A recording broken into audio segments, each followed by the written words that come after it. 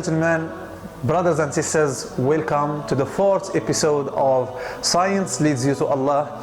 After we have made a journey, actually it is a journey in the world of science, listening to some of the most prominent, the most wonderful scientists considered to be the founders and the fathers of sciences. Now, let us have a shift now.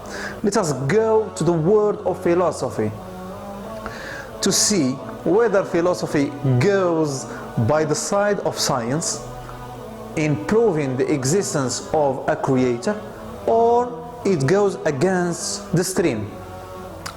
Now, we'll see, we'll have a look on the great philosophers, and we'll start by Immanuel Kant. And Immanuel Kant, of course, it is needless to define or to introduce Mr. Kant. Mr. Kant is one of the greatest philosophers in the history of Western philosophy. In his chief work, philosophical work, Critique of Pure Reason, Kant wrote, I inevitably believe in the existence of God. I inevitably believe in the existence of God and in a future life, and I am certain that nothing can shake this belief. And also he says, God is the only ruler of the world. God is the only ruler of the world. He governs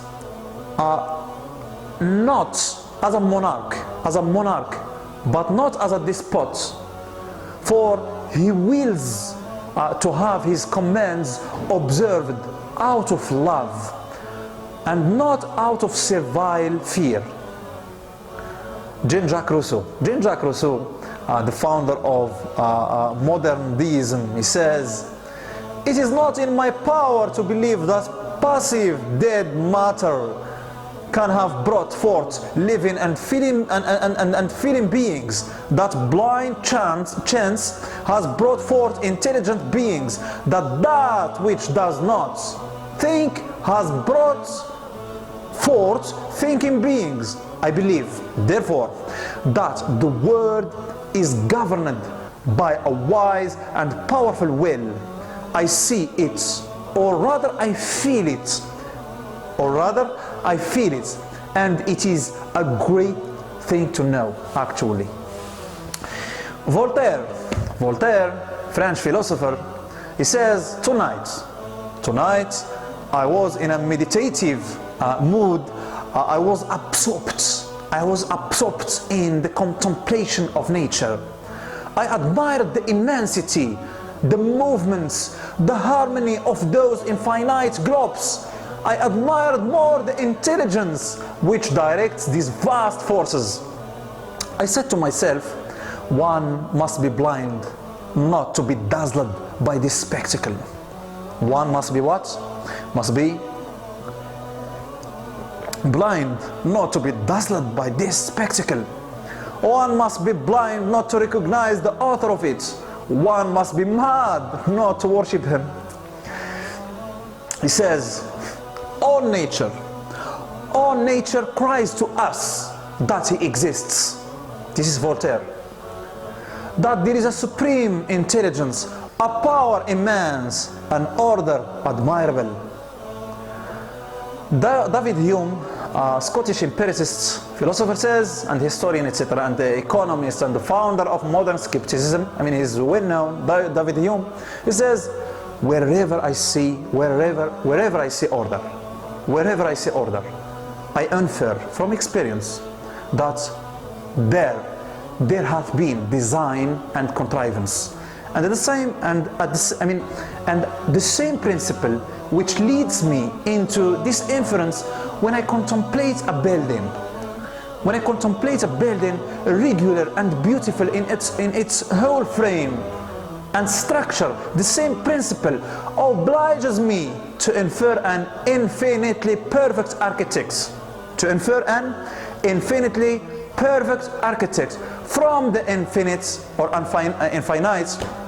infinite art and contrivance which is displayed in the whole fabric of the universe.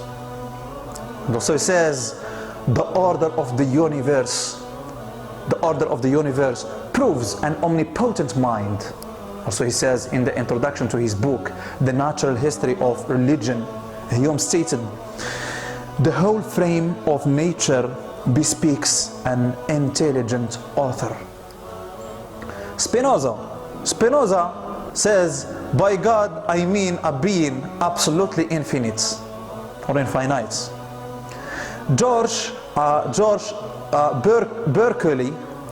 Berkeley, excuse me for the pronunciation of this star philosopher. He is an Irish philosopher and mathematician, founder of modern idealism, famous as, he is famous, so famous. He says, the motion and the situation of the planets, are they not admirable? The motion and the movements of the planets, are they not, admirable for use and order? Were those globes once known to stray? In their repeated journeys through the pathless void, do they not measure areas round the sun ever proportionate to the times? So fixed, so immutable are the laws by which the unseen author of nature actuates the universe. John Stuart Mill, English philosopher and economist, and a major exponent of utilitarianism, he says, the order of nature exhibits certain qualities that are found to be characteristics of such things as are made by an intelligent mind for a purpose. And also he maintained that the structure of the eye